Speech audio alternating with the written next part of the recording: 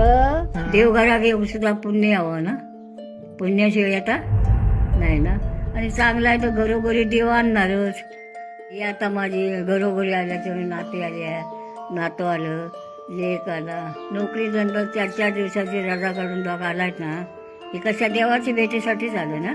सुना चांगल्या वाटी या भरतात, या आनंदासाठी भरतात, सगळ्या पडतं चांगल्यासाठी, वाईटासाठी नाही. या आता गावात पालखी आज रस्ता नाही आमच्या, तर तुम्ही लोक आला असतो कशा. न येणारी माणसं सुद्धा शिमग्या घेतात. शिमगामध्ये पालखी आली तर आपण सेवा तिथे करतो, सेवेसाठी देवघरा घेतात. इतर जायत नाही ना, आपला गावाचा देव गावात सगळ्यांची घरा घेतात.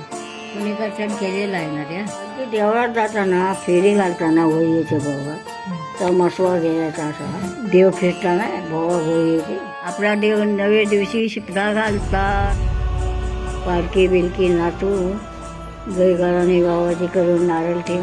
कोण नवाज बोललेला आहे, 5 नारळाचा तोरण बोललेला आहे, काय केलेला आहे त्या चव्हाट्यावर नाही.